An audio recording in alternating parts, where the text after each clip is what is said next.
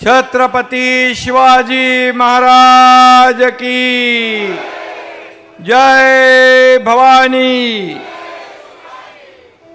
श्रद्धा आणि सबुरीची शिकवण देणाऱ्या साईबाबांच्या चरणी नतमस्तक होतो।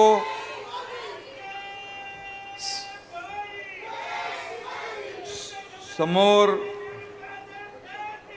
विजय असो,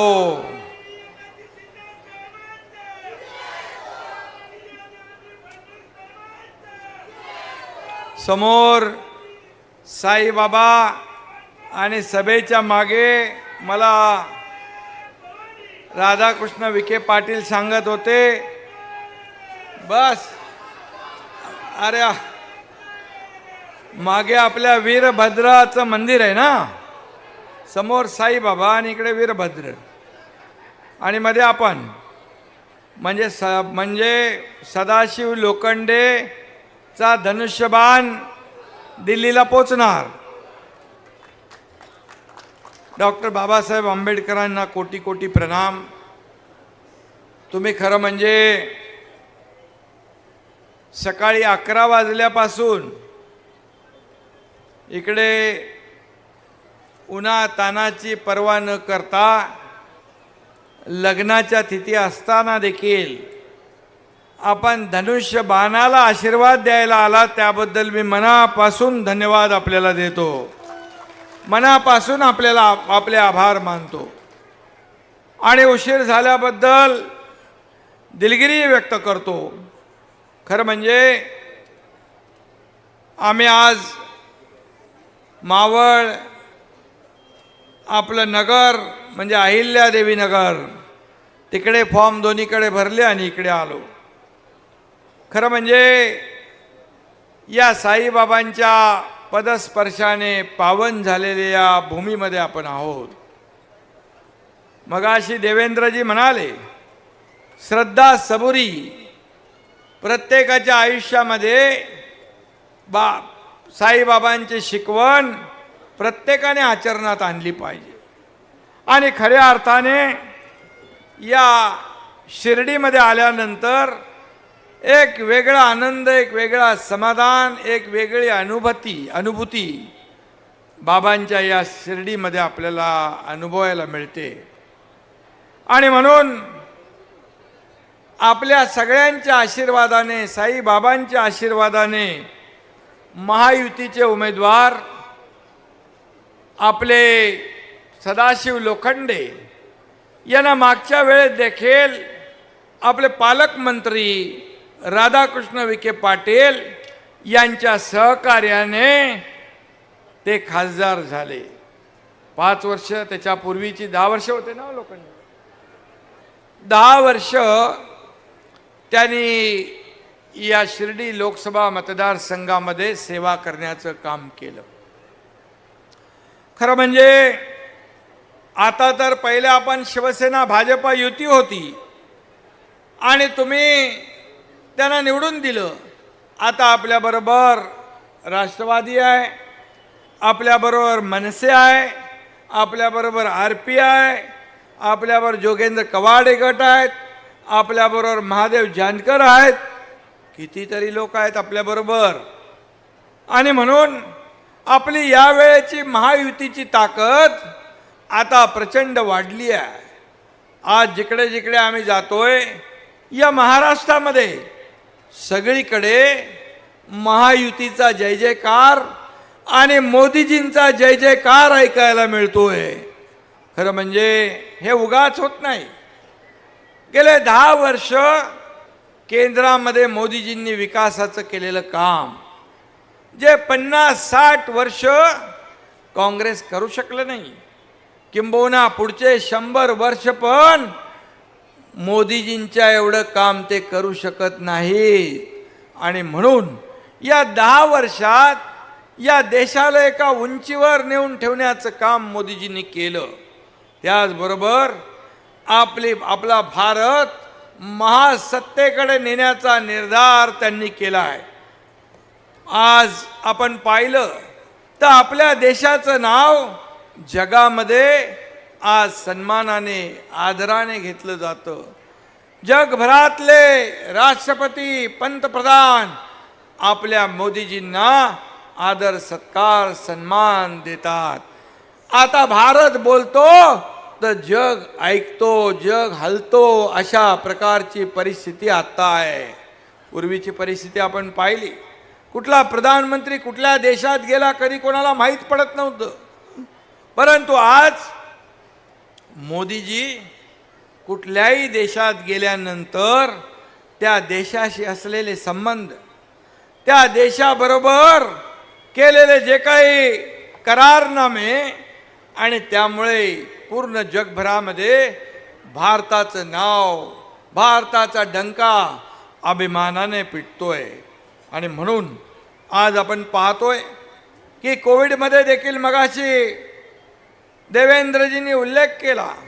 कोविडमध्ये देखील मोदीजींनी फक्त आपल्या देशातल्या जनतेला नाही तर जगभरातल्या लोकांना वॅक्सिन दिलं, इंजेक्शन दिलं, सगळं दिलं आणि त्यांनाही मदत केली. आज लॉकडाऊन असताना आपल्याला माहीत आहे की आपल्या सरकारचा सगळ्यात आवडीचा विषय कुठला होता? दादा विषय कुठला होता? लॉकडाऊन. कुठं अमेरिकेमध्ये रुग्ण वाढले, जपानमध्ये रुग्ण वाढले की आपल्याकडे लगेच लॉकडाऊन. अरे लॉकडाऊन कोणा पोटा लोकांनी खायचं काय? सरकार आपल्या आल्यानंतर सगळं लॉकडाऊन आम्ही हटवून टाकलं. सगळे सण उत्सव सुरू केले, सगळे बंद पडलेले प्रकल्प सुरू केले, सगळं सुरू झालं. एक अर्थव्यवस्थेला चालना मिळाली. खरं म्हणजे घरात बसून राज्य चालवता येत नाही. त्याला रस्त्यावर उतरायला लागतं. ग्राउंड रियालिटी समजून घ्यावी लागते. उंटावरून शेळ्या हाकता येतात का? तुमचा एकनाथ शिंदे काय करतो? उंटावरून शेळ्या हाकत नाही, direct face to face. Facebook live नाही. आणि म्हणून एकीकडे डॉक्टर नसलो तरी मी ऑपरेशन केले, गळ्याचे पट्टे निघाले, माणसं हळूहळू चालत होते ते फास्ट चालू लागले, शेताचे बांध दिसू लागले त्यांना. चमत्कार झाला की नाही? परिवर्तन मी केलं की नाही? मग मला मानलं पाहिजे ना. आणि म्हणून सर्वसामान्यांचं सरकार आपण स्थापन केलं, गोर गरिबांचं सरकार आपण स्थापन केलं. माझ्या शेतकऱ्यांचं, कष्टकऱ्यांचं, कामगारांचं, माता भगिनींचं, युवा तरुणांचं, ज्येष्ठांचं. आज शेतकरी बांधव त्याला आपण जवळपास अवकाळी, अतिवृष्टी, गारपीट जेव्हा जेव्हा नुकसान झालं त्याच्या मागं आपण उभं राहिलो. सगळे नियम बदलून टाकले. NDRFचे नियम बदलले, 2 हेक्टरचे 3 हेक्टर केले. सततच्या पावसाचं नुकसान धरलं जात नव्हतं ते धरू लागलो. आणि 15,000 कोटी रुपये शेतकऱ्यांना नुकसान भरपाईचे देणारं हे आपलं पहिलं सरकार आहे. 6,000 रुपये मोदी साहेबांनी दिले, 6,000 आपण टाकले. आता शेतकऱ्याला वर्षाला फिक्स DBT 12,000 रुपये मिळणार खात्यामध्ये डायरेक्ट. हे आपलं सरकार. 1 रुपया पहिले विम्याचे पैसे तुम्ही भरायचे ना, आता कोण भरणार आहे? आता सरकार भरणार. 1 रुपया फक्त शेतकऱ्यांनी द्यायचं, बाकी पैसे सरकार भरणार. आहे की नाही चांगलं सरकार तुमचं? हे पहिलं सरकार आहे 1 रुपयात पीक विमा देणार. माझ्या माता भगिनी इकडे बसलेल्या आहेत. 50% ST मध्ये सवलत मिळाली ना. आता काय तुम्ही म्हणता आपल्या मालकाला, तुम्ही थांबा, अर्ध्या तिकिटात मी जाऊन येते बाजारात करून. आणि तुमच्यामुळे तोट्यात असलेली ST फायद्यात चालली. ज्येष्ठांना 50%, 75 वर्षाच्या वरच्या लोकांना फ्री. खिशात पैसे असले नसले तरी सुद्धा देवदर्शन असेल, तालुक्यावर जाऊन आरोग्य तपासणी असेल, मोफत केले आपण सगळं. आणि 1.5 लाखाचा विमा, महात्मा फुले योजना माझ्या बांधवानो भगिनीनो, आज 5 लाख रुपये केले, त्याच्यातल्या सगळ्या अटी शर्ती काढून टाकल्या. करोडपतीपासून गरीब माणूस 12.5 कोटी जनता त्या 5 लाख रुपयाचा फायदा उठवणार. आता कुठलाही ऑपरेशन, काही असला, आजार असला, 5 लाखापर्यंत एकही पैसा लागणार नाही. हे आपलं सरकारचं काम आहे.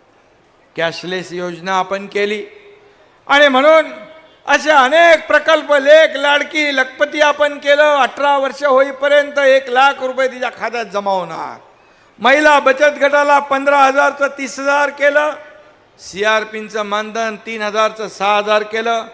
पोलीस पाटलांचं 6,000चं 15,000 केलं. अंगणवाडी सेविकांचं मानधन वाढवलं. त्याचबरोबर आशा सेविकांचं 5,000 रुपये थेट वाढवून टाकलं. अंगणवाडी सेविकांना मोबाईल दिला, पेन्शन, त्यांच्या ग्रॅज्युटीचा निर्णय आपण घेतला. हे सरकार, हे तुमचं सरकार. आणि म्हणून शासन आपल्या दारी हा लोकाभिमुख हा प्रकल्प आपण सुरू केला. लोकांना पहिले पण लाभ होते, योजना होत्या, निर्णय होते, परंतु सर्वसामान्य माणूस कटकट कटकट नको, ते जिल्हाधिकारी कार्यालय नको, तहसीलदार नको, सरकारी काम आणि 6 महिने थांब हे नको म्हणून ते सोडून देत होता. आम्ही सगळ्या योजना काढल्या. कलेक्टर, तहसीलदार, BDO, CO सगळ्यांना कामाला लावले. तलाठी गावागावात झाले, याद्या करू लागले. आणि शासन आपल्या दारीमधून शेतकऱ्यांना ट्रॅक्टर, पॉवर टिलर, ड्रोन, महिलांना बचत गटाला पैसे, चेक, घराच्या किल्ल्या, दाखले सगळं मिळू लागले. बांधवानो भगिनींनो, मी आपल्याला सांगतो, 5 कोटी लोकांनी शासन आपल्या दारीचा लाभ घेतला. मला इतर राज्याचे मुख्यमंत्री म्हणतात, ये शासन आपल्या दारी क्या है? मला ये शासन अपना दारी है. शासन कलेक्टर ऑफिस में, मंत्रालय में नहीं बुलाता है, वो घर पे जाता है डायरेक्ट. आणि म्हणून शासन आपके द्वार पे, अशा प्रकारची आपली योजना देखील पॉप्युलर इतर राज्यात झाली. शेवटी बघा, माणसाला देण्याची वृत्ती पाहिजे. हे सरकार 2-2 हातांनी देणार. तुम्ही 1 हातांनी द्या, आम्ही 2-2 हातांनी तुम्हाला देणार. हे देणारं सरकार, हे घेणारं नाही.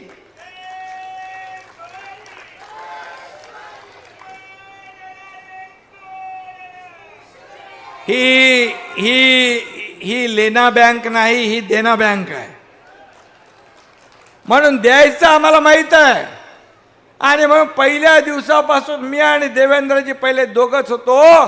पहिल्या दिवसापासून सिंचनाचे प्रकल्प, शेतकऱ्यांचे प्रकल्प, हे सगळे प्रकल्प, दुष्काळीग्रस्त भागात वाया जाणारं पाणी वळवण्याचे प्रकल्प आम्ही हाती घेतले. आज निळवंडेचं तर तुम्हाला माहीत आहे किती 50 वर्ष लागले. दर निवडणुकीमध्ये पुढच्या वेळेस करतो, ती निवडणूक गेली की पुढच्या वेळेस करतो. 50-60 वर्ष झाले, पण निळवंडे धरम होत होतं. विखे पाटील आणि लोखंडे, मोदीजींनी त्याचं उद्घाटन केलं. हे महायुती सरकारमध्ये झालं. हे आपलंच सरकार करू शकतं. आणि म्हणून आज मी आपल्याला एवढंच सांगतो, केंद्रामध्ये ज्या योजना आज लखपती, काय ती दीदी, लखपती दीदी, ड्रोन दीदी, अरे उज्ज्वला योजना, जनधन योजना, आपल्याला घर घ्यायचं असेल तर 1 रुपया स्टॅम्प ड्युटी माफ केली. अनेक योजना आहेत. महिला भगिनींच्या मगाशी सांगितलं देवेंद्रजींनी. मी सांगतो, जेव्हा नवीन संसद भवन दिल्लीमध्ये बांधलं, तेव्हा मोदीजींनी त्या संसद भवनामध्ये काय निर्णय घेतला, तर महिलांना आरक्षण देण्याचा निर्णय घेतला.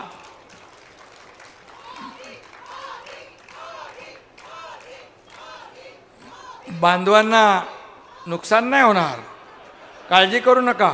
का आपल्या घरातली महिला आमदार खासदार झाली तर एक आपली पत्नी आमदार खासदार, आणि मग तो पती देखील आमदार खासदार, म्हणजे एका घरात 2-2 डबल काम करू शकतो ना. अधिकार प्राप्त होतात. आणि म्हणून आज हे सरकार जे काम करतंय, एकीकडे मी सांगतो महाविकास आघाडी आहे, त्यांच्याकडे अहंकार आहे आणि आपल्याकडे आत्मविश्वास. अहंकार विनाशाकडे घेऊन जातो, आत्मविश्वास विजयाकडे घेऊन जातो. हा फरक आहे.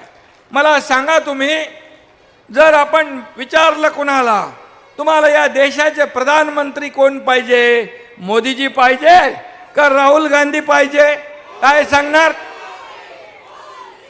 मोदी मोदी का करता तुम्ही? कारण मोदीजी 10 वर्षात एकही सुट्टी न घेणारा प्रधानमंत्री कोण? त्यांचं नाव नरेंद्र मोदी. पूर्ण जीवन त्यांनी समर्पित करून टाकलंय. आज बघा, उन्हात तानात कडाक्याच्या उन्हाची पर्वा न करता ते फिरतात देशात. आणि दुसरीकडे आपले राहुल बाबा थोडं गरम झालं की थंड हवा खायला परदेशात जातात आणि तिकडे जाऊन आपल्या देशाची बदनामी पण करतात. मग कोण पाहिजे? मग म्हणून कुणालाही स्वप्नात देखील विचारलं तरी सुद्धा सांगेल मोदी मोदी मोदीच पाहिजे. आणि म्हणून मी आपल्याला एवढं सांगतोय, सरकार आपलं डबल इंजिनचं सरकार आहे. डबल इंजिन सरकार या राज्यात काम करतंय. तुम्ही मला सांगा, सगळीकडे चौफेर विकास होतोय. कुठे असा विभाग आपण बाकी ठेवला नाही. समृद्धी महामार्ग तुमच्या बाजूने जातोय ना, समृद्धी महामार्ग बाजूने जातोय. हा समृद्धी महामार्गाचं उद्घाटन मोदीजींनी केलं. त्याचं नाव आपण ठेवलं हिंदू हृदय सम्राट बाळासाहेब ठाकरे. कारण बाळासाहेबांच्या विचाराचं सरकार आपण स्थापन केलंय. बाळासाहेबांच्या विचाराचं सरकार आपण स्थापन केलंय. दिघे साहेबांच्या विचाराचं आपण सरकार स्थापन केलंय. आणि समोर बाळासाहेबांच्या विचार सोडले, महाराष्ट्रातल्या तमाम जनतेशी विश्वासघात केला आणि खुर्चीसाठी, मुख्यमंत्री बनण्यासाठी तुम्ही तडजोड केली काँग्रेस बरोबर. ज्या बाळासाहेबांनी सांगितलं की काँग्रेसला लांब ठेवा, माझ्या पक्षाची काँग्रेस होईल तेव्हा माझं दुकान बंद करेन, त्यांना तुम्ही खांद्यावर घेतलं, डोक्यावर घेतलं. काय मिळवलं? दुकान बंद झालं, माणसं सगळी निघून गेली. आणि म्हणून आज मी आपल्याला सांगतो की हे विकासाचं सरकार आहे, हे विकास करणारं सरकार आहे. आपला अजेंडा काय? विकास विकास विकास. आज ते काय म्हणतात? आज बाबासाहेब आंबेडकरांचं संविधान बदलणार, 400 आले तर. मला सांगा, संविधान दिन 50-60 वर्ष झाली कधी काँग्रेसनी साजरा केला होता? मोदीजींनी सुरुवात केली 2015 साली. संविधान दिन साजरा करण्याला सुरुवात मोदीजींनी केली. बाबासाहेबांना निवडणुकीत पाडलं कोणी? काँग्रेसनी पाडलं. बाबासाहेब म्हणायचे, हे काँग्रेस जळकं घर आहे, याच्या बाजूला उभा राहू नका. आणि म्हणून आज देशामध्ये मोदीजींची गॅरंटी चालते. बाकी लोक गॅरंटी देतात, जाहीरनामा काढतात, वचननामा काढतात, नंतर निवडणूक झाल्यानंतर म्हणतात प्रिंटिंग मिस्टेक आहे, प्रिंटिंग मिस्टेक. मोदीजींनी असं कधी म्हटलंय? बिलकुल नाही. मोदीजींनी एकदा शब्द दिला की शब्द प्राण जाय पर वचन न जाय, ही मोदीजींची ओळख आहे. आणि म्हणून शब्दाला जागणारा आपला प्रधानमंत्री या देशाला लाभलेला आहे. आणि म्हणून काँग्रेसने मुस्लिम असतील, दलित असतील, फक्त वोट बँक म्हणून त्यांचा वापर केला. गरीबाला गरीब ठेवलं, गरिबी हटाव काँग्रेस म्हटलं, पण गरिबी हटली का? गरीब हटला, गरिबी नाही हटली. पण मोदीजींच्या 10 वर्षात 25 कोटी लोकांना गरिबीच्या वर काढलं, दारिद्र्य रेषेच्या वर काढलं. 25 कोटी लोक, हा आकडा छोटा नाही आहे. आणि म्हणून गरिबाचा उद्धार करणारा नेता म्हणून मोदीजींकडे आपण पाहतो. घरं दिली. एक सिनेमा होता मनोज कुमारचा, काय ते रोटी कपडा मकान. आज देशाला रोटी कपडा मकान देणारा प्रधानमंत्री आपल्याला लाभलेला आहे. आणि म्हणून आज सर्वसामान्य माणूस, आज शेतकऱ्यांच्या पाठीशी देखील या ठिकाणी केंद्र सरकार उभं आहे. आज मी आपल्याला सांगतो, आम्ही फिरत असताना काही ठिकाणी आपला सोयाबीन, कापूस, इथं जे काही नुकसान झालेलं आहे, आपल्या इकडे ते नाही आहे. आणि कांदा आपल्याकडे आहे, कांद्याला अनुदान आपण दिलं नाही का? आणि म्हणून शेतकरी जेव्हा जेव्हा संकटात सापडेल तेव्हा तेव्हा आपलं सरकार शेतकऱ्याच्या मागं उभं राहील, त्याला वाऱ्यावर सोडणार नाही. हा आपल्या सरकारचा दृढ संकल्प आहे. आणि म्हणून मी आपल्याला एवढंच सांगतो की या जातीपातीचं राजकारण करणारे लोक यांच्यापासून आपण सावध राहा. मी आपल्याला जाहीरपणे या ठिकाणी सांगतो, मी जाहीर शिवाजी महाराजांची शपथ घेतली होती मराठा आरक्षण देण्याची. कुठल्याही समाजाचं आरक्षण कमी न करता, धक्का न लावता जाहीर शपथ घेतल्यानंतर आमच्या सरकारने 10% आरक्षण दिलं. 10% आरक्षण दिलं. ते कोर्टामध्ये रद्द करण्यासाठी अनेक लोक गेले, परंतु कोर्टाने ते रद्द केलं नाही. 10% आरक्षण लागू झालंय. त्यामुळे तुम्हाला मी एवढंच सांगतो की ज्या लोकांनी आयुष्यात कधी हे केलं नाही, आरक्षण दिलं नाही, संधी असताना फक्त समाजाचा वापर राजकारणासाठी केला, आम्ही दिल्या म्हणतात टिकणार नाही. अरे का टिकणार नाही ते सांगा. आम्ही कसं टिकणार आणि कसं टिकवणार ते आम्ही सांगतो. आणि म्हणून आज कुणबी प्रमाणपत्र मिळत नव्हते मराठवाड्यात, ते आपण देऊ लागलो. मराठा समाजाला 10% आरक्षण देताना कुणबी, ओबीसी कुणालाही धक्का लावला नाही. हा शब्द आम्ही दिला होता. आणि म्हणून तुम्हाला कोणी येऊन सांगतील, काही लोक ये विघ्न संतोषी लोक फिरतायत, त्यांच्यापासून मात्र आपण सावध राहा. ते काही देणारे नाहीत, पण तुम्हाला मिळणार असेल ते हिसकावून घेणारे आहेत. एवढा मात्र आपण त्यांच्यापासून सावध राहण्याची आवश्यकता आहे.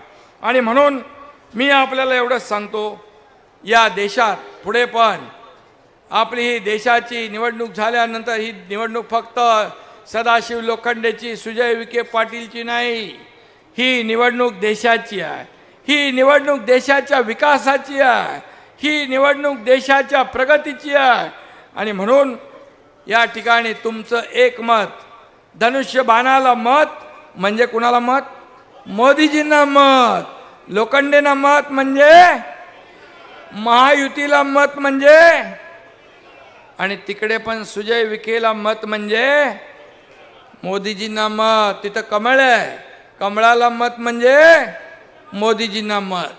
आणि म्हणून जिथं जिथं कमळ, धनुष्यबाण आणि घड्याळ आहे तिथं तिथं आपल्याला मतदान करायचं आहे. ते थेट मतदान मोदीजींना होणार आहे. आणि म्हणून म्हणतात अब की बार, कागद मगाशी काढला होता कोणीतरी तिथं, 400 पार. महिला आघाडीत आज पुढे आहे जास्ती. महिलांमध्ये उत्साह आहे, आमच्या बांधवांमध्ये पण आहे. आमचे बांधव पण पाठीशी आहेत सरकारच्या. आणि म्हणून महाराष्ट्रामध्ये अब की बार आपण 45 पार हा आकडा आपल्याला मिळवायचा आहे. आणि म्हणून आज तुम्हाला मी विनंती करायला आलेलो आहे की या सर्व लोक येतील, काय काय सांगतील, आणि जे इकडून तिकडून, त्या पक्षातून या पक्षातून तिकडे गेलेले लोक आहेत, काही लोक. आता मला एक अर्ज आला होता, तिथे एक कागद होता, त्याच्यावर मला त्याच्यावर कारवाई आणि चौकशी करण्यासाठी विनंती केलेली आहे. युवा सेना संदीप रमेश विगे आणि उभाटाचा आहे तो पदाधिकारी. त्याने म्हटले, भाऊसाहेब वागचोरे हे माझ्यावर आणि माझ्या कुटुंबियावर करत असलेल्या अन्यायाबाबत मला न्याय पाहिजे. याची चौकशी मी करणार आहे. त्याची पूर्ण जमीनच हडपून घेतली आहे. आणि म्हणून त्याच पक्षाच्या माणसांनी कार्यकर्त्यांनी हे पत्र दिलेलं आहे. मी हे पत्र जाहीरपणे आपल्यासमोर मांडतोय. मग जे जमिनी हडप करणारे, जे अन्याय करणारे, जे सर्वसामान्य माणसांना लुटणारे, अशा उमेदवारांना आपण मतदान करणार का एक सर्वसामान्य सदाशिव लोखंडे? कधी आपण हाक मारली तर आपल्या हाकेला धावून येणाऱ्या लोखंडेला मतदान करणार. हा विषय लोखंडे.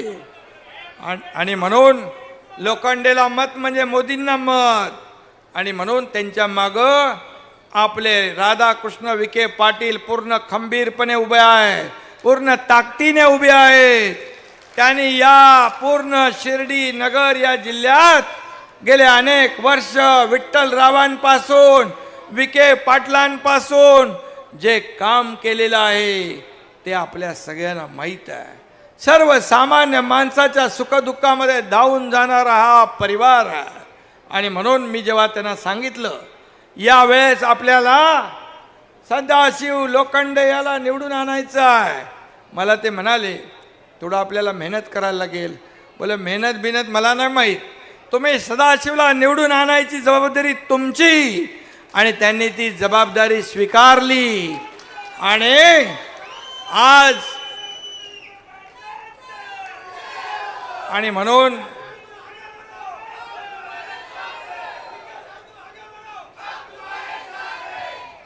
म्हणून आज ही निवडणूक आपल्याला महत्त्वाची आहे. तुम्ही सगळेजण आहात, महायुती आहे, आपलं सरकार आहे, केंद्र सरकार आहे. तुम्हाला फक्त एवढंच केंद्राने निर्णय घेतलेले सुरू केलेल्या योजना लोकांपर्यंत पोचवायची आहेत. राज्य सरकारने महायुतीने घेतलेल्या योजना निर्णय लोकांपर्यंत पोचवायचे आहेत. तुम्हाला मान खाली घालून मतदारांकडे जाण्याची संधी आम्ही ठेवलेली नाही. कारण आम्ही 24 तास काम करणारे लोक आहोत.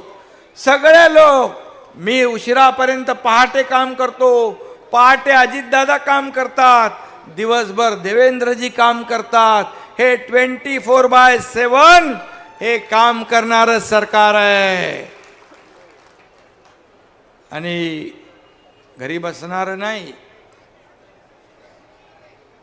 त्यामुळे आरोप आरोप आरोप. आणि म्हणून त्या आरोपांना आम्ही कामाने उत्तर देऊ. आरोप किती करा पण आम्ही कामाने उत्तर देऊ. आणि जनता, ये जनता है सब कुछ जानती है. आणि म्हणून आज लोक कामाला उत्तर देतात, विकासाला उत्तर मत देतात.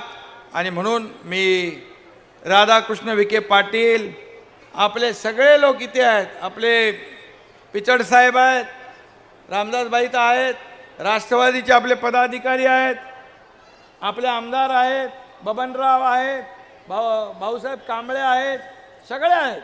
ही सगळी माणसं, सगळ्यांची मी नावं घेत नाही, पण शिवसेना, भाजप, राष्ट्रवादी, मनसे, RPI, कवाडे गट, महादेव जानकर गट, रासप, अजून कोण आहे बाबा,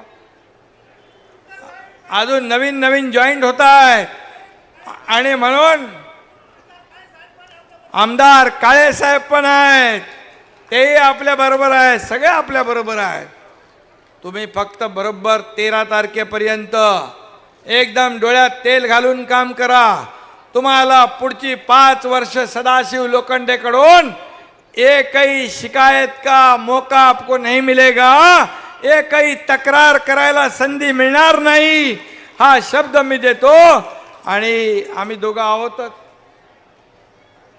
आपली दोघांची जिम्मेदारी आहे ना. आणि म्हणून आपण सगळेजण आज मोदीजींचं काम, या देशाचे प्रधानमंत्री मोदीजींना पुन्हा प्रधानमंत्री बनवण्यासाठी एक एक खासदार निवडून पाठवणं गरजेचं आहे. आणि शिर्डी हे मोदी साहेबांचं पण श्रद्धेचं ठिकाण आहे. आणि म्हणून शिर्डीतला खासदार तुम्हाला प्रचंड मताधिक्याने पाठवावाच लागेल, अशा प्रकारची विनंती आपल्याला करतो. मगाशी मला पालकमंत्र्यांनी सांगितलं नेवासामध्ये ज्ञानेश्वर महाराजांनी ज्ञानेश्वरी लिहिली आहे आणि पालकमंत्र्यांनी त्याचा विकास आराखडा तयार केला आहे. मी आपल्याला सांगतो, या विकास आराखड्याला एकही पैसा कमी पडू देणार नाही.